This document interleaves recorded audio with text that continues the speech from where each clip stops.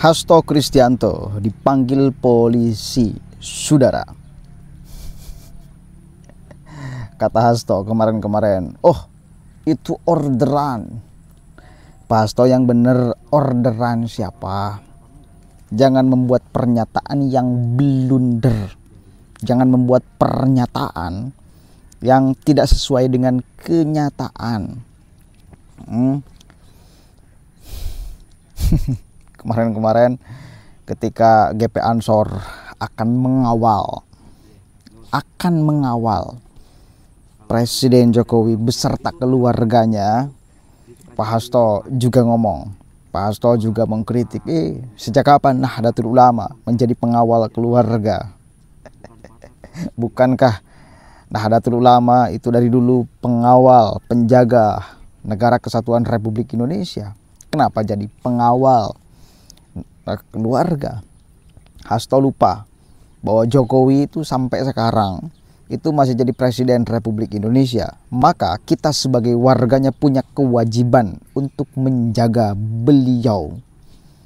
Jokowi itu kecil-kecil juga. Itu presiden, wajah Negara Kesatuan Republik Indonesia. Wajah loh, wajah. Baik buruknya negara ini ya tergantung Pak Presiden. Maka sangat kurang ajar sekali bila ada warga Indonesia yang mencacinya maki, yang merendahkan, yang menjelek-jelekan presidennya sebagai wajah negaranya. Kan itu. Satu kali lagi, GP Ansor dari dulu menjaga wajah negara. Menjaga Jokowi artinya menjaga wajah negara. Mengawal Jokowi artinya mengawal wajah negara. Itu karena beliau masih presiden. Kecuali kalau sudah nggak jadi presiden. Begitu bos ya. Coba kita dengarkan nih pernyataan Hasto setelah dipanggil oleh aparat kepolisian. Apa yang akan dia sampaikan? Adekku duduk. Oke. Ya baik, terima kasih rekan-rekan pers. Saya telah menunaikan undangan yang ditujukan kepada saya atas beberapa pernyataan yang dimuat di media TV nasional, yaitu Liputan 6 SCTV dan Kompas TV, di mana dari pernyataan-pernyataan saya itu kemudian ada yang mengajukan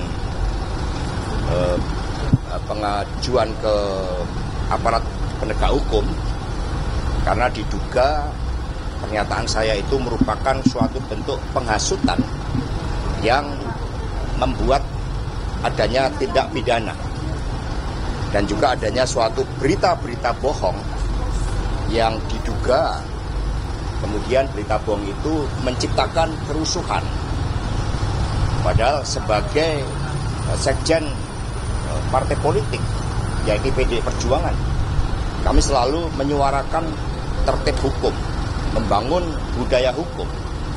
Apalagi kita sebagai negara dengan ideologi Pancasila, di mana falsafah tentang kemanusiaan, tentang keadilan sosial itu mendasari seluruh upaya-upaya di dalam membangun supremasi hukum itu.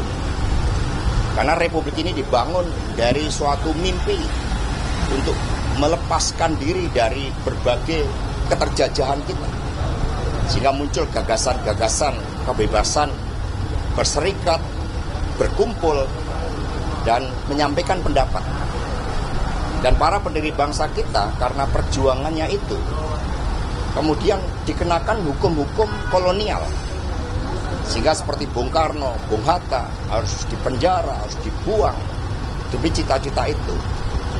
Karena itulah ketika menjalankan tugas memberikan keterangan, bagi saya sebagai kader partai ini adalah suatu ritual ya, kehidupan politik seorang kader yang harus berani menegakkan hukum, berani menyuarakan kebenaran.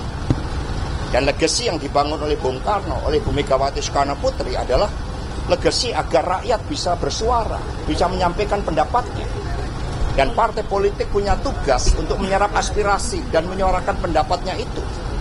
Termasuk apa yang terjadi dengan pemilu 2024. Dan itu juga telah dibuktikan oleh para pakar, termasuk adanya dissenting opinion dari 3 hakim MK, yang semuanya pernyataan-pernyataan saya ini menjadi suatu landasan di dalam proses hukum yang dilakukan di Mahkamah Konstitusi. Sehingga saya memberikan keterangan dengan sebaik-baiknya, dengan sejujur-jujurnya. Dan kemudian karena yang saya sampaikan ini terkait juga dengan produk jurnalistik yang diatur dengan undang-undang pers, dan kebebasan pers itu merupakan bagian dari amanat reformasi yang kita perjuangkan dengan susah payah oleh mahasiswa. Juga terutama kalau kita lihat sejarah reformasi oleh Bu Megawati Soekarno Putri, yang kemudian keliling ke seluruh Indonesia mendengarkan suara rakyat yang saat itu tidak bisa bersuara. Dan itulah yang kami lakukan di dalam menjaga demokrasi dan supremasi hukum itu. Nah, untuk selanjutnya kepada penasihat hukum saya, baik dari Bung Patra maupun dari Badan Bantuan Hukum dan Advokasi Rakyat, kami persilahkan. Saya juga mengucapkan terima kasih, ini Bung Benny Ramdhani datang, dan juga teman-teman untuk memberikan suatu spirit kepada saya. Oke.